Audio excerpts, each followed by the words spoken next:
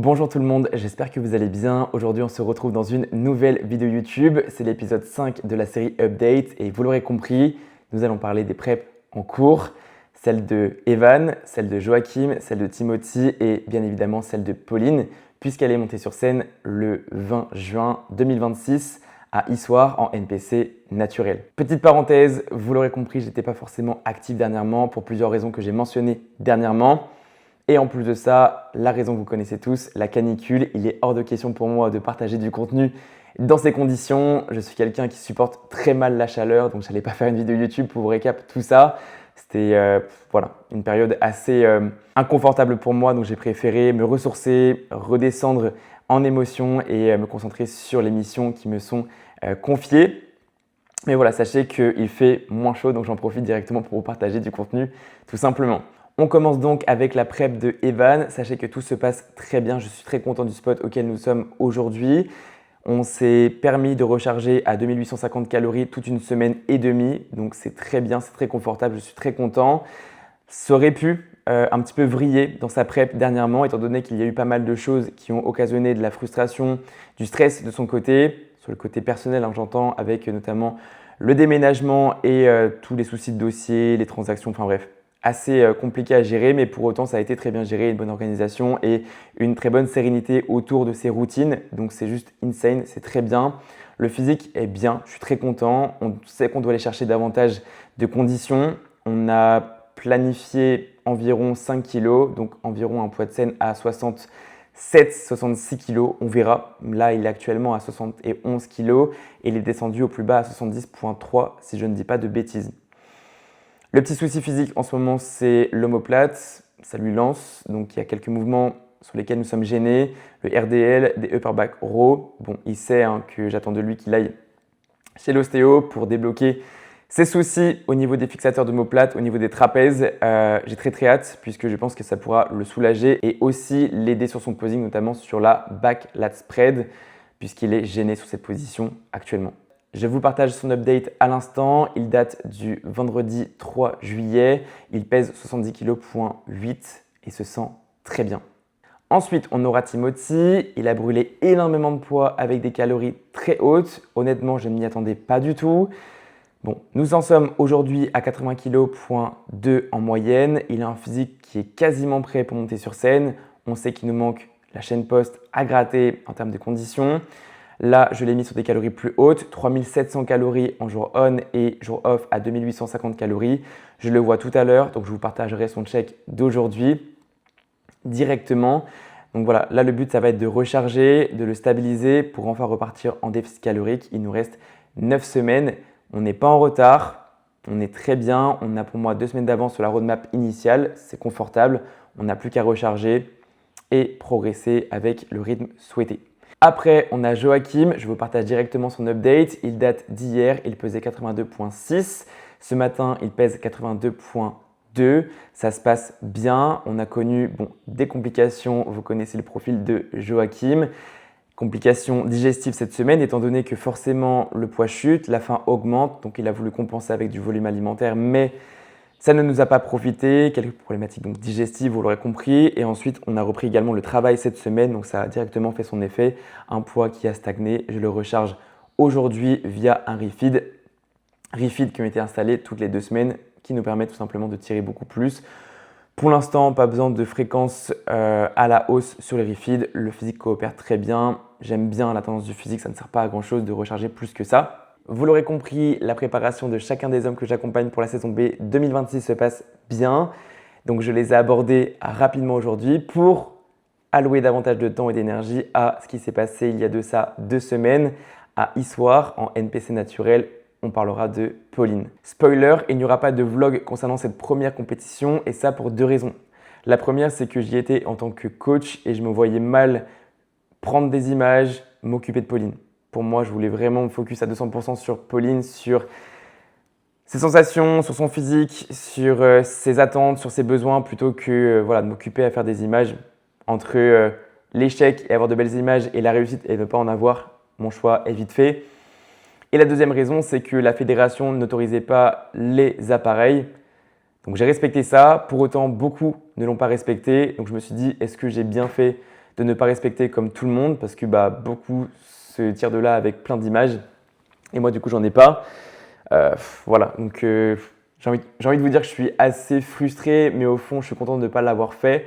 Mais évidemment que j'aimerais bien avoir des images, mais moi-même m'en occuper c'est assez compliqué parce que quand tu es avec un athlète, tu as envie d'être concentré à 200% là-dedans et tu n'as pas envie du coup d'avoir autre chose à gérer, les plans, les transitions, enfin voilà. Donc pas de vlog. Honnêtement, pour cette saison, je pense que j'oserais en faire un ou deux, pas plus. Je verrai.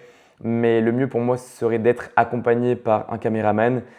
Voilà, il y avait beaucoup d'équipes avec leur propre caméraman et je trouve ça trop cool. Mais voilà, moi mon taf c'est coach, c'est pas filmer tout ça pour autant. Alors, on est parti avec Pauline pour récapituler en prep, à savoir en janvier 2026, avec l'ambition de monter sur scène en septembre 2026 à IFBB France avant de dérouler la suite de la saison. Mais le premier objectif, sachez que c'est IFBB France et rien d'autre. Arrivé mars-avril, on commence à se chauffer un petit peu pour regarder les compétitions. On va à IFBB France en avril, on regarde le niveau, on se dit mais en fait, go quoi, on pourrait tenter quelque chose en amont. Et là, on se chauffe une fois, deux fois. On voit qu'il reste plus beaucoup de shows sur la saison A, ce qui est normal. On arrive en avril. On voit les GP défiler. On se dit en fait, go essayer, on n'a rien à perdre, tout à gagner. Donc autant essayer une scène sur la fin de saison A et on voit ce que ça donne. Bon, sachez qu'on s'est lancé pour cette prep fin avril. Donc il nous restait devant nous 12 semaines, 11 semaines, un peu plus de 2 mois. Je crois qu'il nous restait 10 semaines devant nous pour la préparer à NPC e-soir. Donc la préparer, ça veut dire abaisser son body fat considérablement sur une courte période. Ça veut dire aussi apprendre un nouveau posing. Ça veut dire également investir dans cette compétition, que ce soit psychologiquement. Voilà, ça a demandé beaucoup d'organisation. Financièrement, ça demandait quand même de l'équipement. De son côté, le bikini, les talons. Une nouvelle pression aussi, parce que de base, ça n'était pas prévu. Donc voilà, on a avancé l'objectif et bien évidemment qu'on se dit, on concourt là-bas, on n'a rien à gagner, mais honnêtement, si on ne gagnait rien, on en aurait eu quand même un petit peu pour notre somme. Donc voilà, on voulait concourir pour se donner le droit d'expérimenter tout ça, apprendre, comprendre et tirer des enseignements du coup de cette première expérience. Et c'est ce qu'on a fait. Donc je suis très content. 8 juin, elle est venue à Rennes. Donc on a fait ensemble 3 séances. On a fait 2 uppers et une lower, si je ne dis pas de bêtises. J'ai un doute, je crois qu'on a fait une upper et une lower. Non, je crois qu'on a fait 2 uppers et une lower.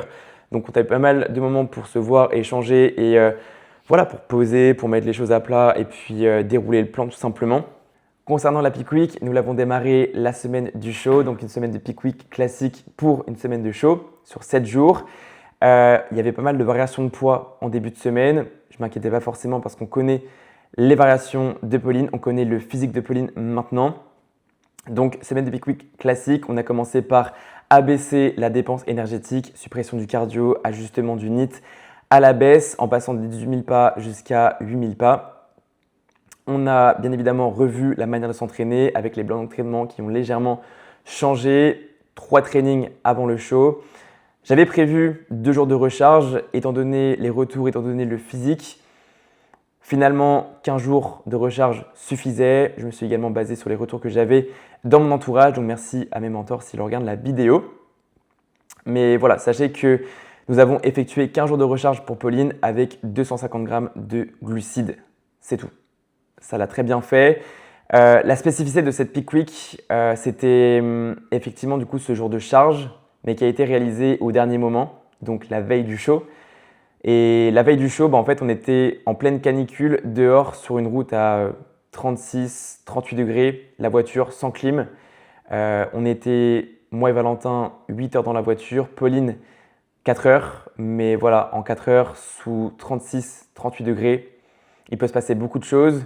Le soir, on rentre au Airbnb, il y a de la clim. Le lendemain, il n'y avait plus de clim.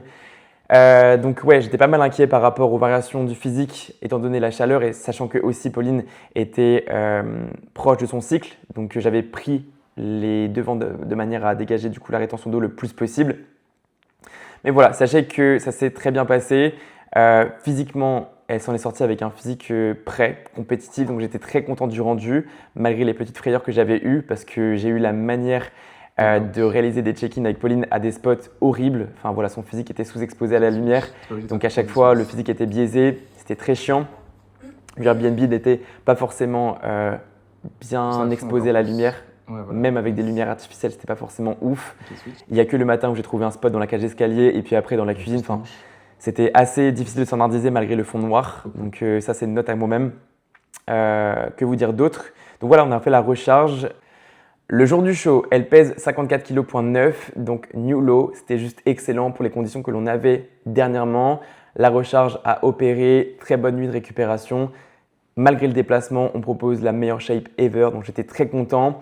Les fessiers étaient bien, la sangle abdominale était parfaite, les épaules, tout, vraiment c'était parfait. On n'avait plus qu'à remplir comme c'était prévu, sous réserve d'ajustement, ajustement que j'ai eu recours au cours de la journée. Mais franchement, j'étais très content du spot auquel nous étions le matin, c'était excellent. On n'avait plus qu'à dérouler le protocole, hein, donc parfait. Elle avait son maquillage à 9 h le matin, elle avait son tan à midi, elle avait 6000 steps à faire, 1 litre à boire. Elle a bu 1,5 litre d'ailleurs, étant donné qu'il faisait très chaud. Donc ouais, très content du déroulement de la journée. Elle était vraiment sereine, elle était pas stressée du tout, elle déroulait sa journée. Franchement, elle prenait du plaisir à être là. Elle ne s'est pas laissée déstabiliser par l'organisation, par les backstage. On était beaucoup. Il faisait très chaud, on était tous entassés. Les conditions n'étaient pas forcément folles en backstage, il faut le savoir. Et aussi, une critique que je peux faire, c'est celle-ci, à savoir que les heures de passage n'étaient pas annoncées précisément.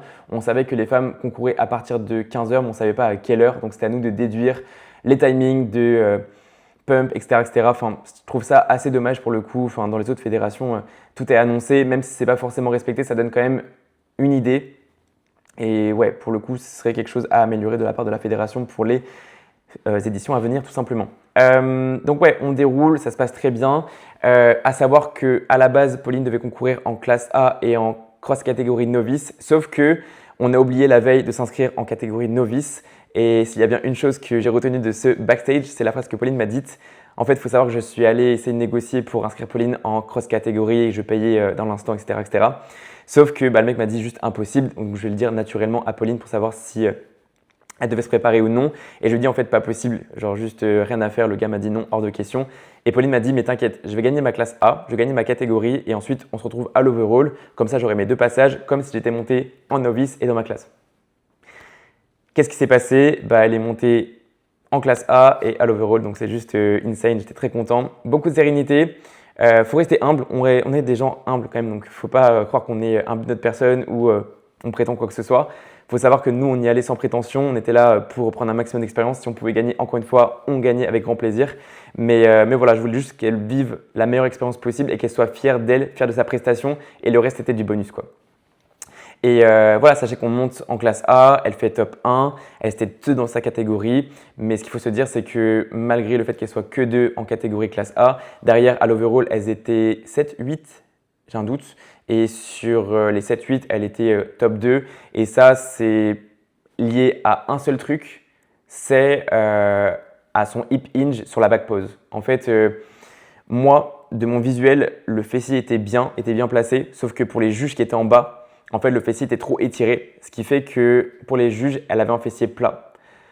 Ce qui est rageant, c'est que quand elle faisait les transitions, on voit que le fessier et la goutte, elle était là. Franchement, il y avait tout. Elle était juste compétitive. Et je pense que elle me l'a dit, de toute façon, la juge, c'est pas le juge principal qui me l'a dit, parce que le juge principal, du coup, je l'ai eu sur Instagram après. Donc d'ailleurs, je vais vous partager du coup le retour après. Mais la juge que j'ai eue en direct, elle m'a dit meilleure condition du stage. Donc ça, c'est juste une énorme victoire pour nous, parce que c'était là-dessus qu'on voulait insister, la condition, la ligne. Donc ça, c'était juste une énorme victoire. Et la chose qu'elle m'a reproché, c'est voilà, le hip hinge sur la back pose qui effaçait son fessier. Et aussi, le petit truc qu'elle nous a reproché, c'est le léger trop d'épaule pour NPC. Mais nous, il faut savoir qu'on se préparait à la base pour du IFBB. Donc honnêtement, qu'on ait trop d'épaule pour NPC, c'est pas très grave. Honnêtement, c'est pas très grave. Mais voilà, ce que je me dis, c'est qu'on aurait pu prétendre à la première place. Et je pense qu'on aurait eu la première place si on avait eu moins de hip hinge, on avait moins étiré le fessier sur la back pose. C'est comme ça, de toute façon, je ne vais pas remettre le jugement en considération. Les retours, pour moi, sont juste excellents. Elle fait top 1, de sa classe. Elle fait top 2 de l'overall, que grand bien face à la première qui a fini première justement. Bravo à elle, mais pour le coup, j'aurais bien aimé du coup avoir un hip hinge mieux dosé pour comparer et justement avoir un délibéré, mais on ne peut pas refaire le monde. C'est comme ça. Bien évidemment, beaucoup de frustration. Je suis directement allé le dire à Pauline et forcément, voilà, beaucoup de frustration, mais c'est comme ça, c'est le posing. Ça a été appris en 10, 11 ou 9 semaines, je ne sais plus. Mais voilà, pour une première prestation, juste full aisance, on dirait qu'elle est à l'aise, que la scène est à elle. Mais pour le coup, hein, genre, elle m'a dit, mais je me pissais dessus. Enfin, c'était juste hyper perturbant. Mais voilà, enfin, c'est fait. Elle m'a donné l'illusion qu'elle se sentait à l'aise sur scène et elle a réussi à bluffer tout le monde. Et ça, c'est pour moi, du coup, la plus belle des victoires, avec la condition qu'on a pu ramener tout simplement. Donc voilà. Et le juge central, le head judge, il s'appelle Robert, je crois, si j'ai un doute. Il m'a dit même chose, meilleure condition, juste hip hinge à revoir et légèrement trop de haut du corps pour NPC, notamment les épaules. Donc ce qui rejoignait directement le retour de la juge secondaire. Je ne sais pas comment ça s'organise quand c'est comme ça. Mais voilà, sachez que moi je suis très content. Bien évidemment que si on avait pu avoir le disque, ça aurait été pas de refus. C'est comme ça, on est des compétiteurs dans l'âme, donc si on peut avoir plus, on veut plus. Mais pour le coup, on va chercher plus sur la saison qui nous est dédiée à la base. À savoir, hein, pour rappel, on concourait uniquement à la base pour la saison B. Elle arrive à grands pas, ça arrive dans 9 semaines, bientôt 8. Donc là, Pauline, elle est repartie donc, en maintenance. Je lui ai autorisé 3 kg d'écart par rapport à son poids de scène. Donc elle était à 54,9 kg. Je lui ai dit on peut remonter à 57 kg, 58 kg pour les 2 semaines de maintenance qui t'attendent. Et enfin, on repart en cut dans l'idée du coup de taper en condition. Et sachez que Pauline sera encore mieux à IFBB, étant donné que 2 choses. La première, c'est qu'on avait une condition qui était hyper poussée pour NPC. Mais la deuxième chose, c'est que Pauline sera beaucoup plus dure en apparence, en visuel, étant donné que là, elle a repris l'échec musculaire. Pour NPC, on avait laissé l'échec musculaire de côté, étant donné qu'elle générait beaucoup d'inflammation. Il y avait beaucoup de choses qui faisaient que je voulais doser l'intensité pour sécuriser la perte de poids et sécuriser le look, parce qu'elle faisait beaucoup de rétention de poids, beaucoup de rétention d'eau. Donc là, on a eu le premier look qui était juste excellent, j'en suis très fier. Mais sachez que pour IFBB et les scènes qui suivront, elle sera beaucoup plus dure, beaucoup plus dense, plus ronde et j'ai très hâte, très hâte. Poids de scène estimé 55 kg pour IFBB, donc sensiblement la même shape en poids, mais pas en visuel. Ok ? Donc voilà pour aujourd'hui. Moi personnellement, j'en tire énormément de satisfaction en tant que coach, en tant qu'athlète aussi. Enfin, c'était juste hyper inspirant. J'ai vraiment kiffé du coup ce que l'on a vécu. J'ai qu'une hâte, c'est de repartir, hein, que ce soit du coup avec Pauline. De toute façon, ça va être la première à remonter en saison B et les hommes suivront derrière. Donc voilà, restez connectés. Je serai en déplacement à chacune des compétitions parce que pour moi, ça me tient à cœur d'être là pour eux et avec eux dès qu'ils en ont besoin. Je trouve ça assez dommage du coup de faire monter des athlètes et de ne pas être présent. Mais voilà, sachez que moi, pour les athlètes, je serai là et très heureux de vous croiser si jamais vous faites les déplacements. Et si vous avez des questions en attendant, n'hésitez pas. Voilà, je vous laisse là-dessus. On se tient au courant sur Instagram directement, c'est plus simple pour moi. Je pense que le prochain update sur YouTube arrivera dans 2 semaines, mi-juillet. On verra. Mais dans l'instant, on bosse dans l'ombre. Je mets quelques updates sur Insta tranquillement. Suivez les transformations lifestyle sur Our Vision Coaching. Suivez mes transformations extrêmes sur Valentin Lecoq, sur mon compte principal Instagram. Et ouais, on se retrouve bientôt.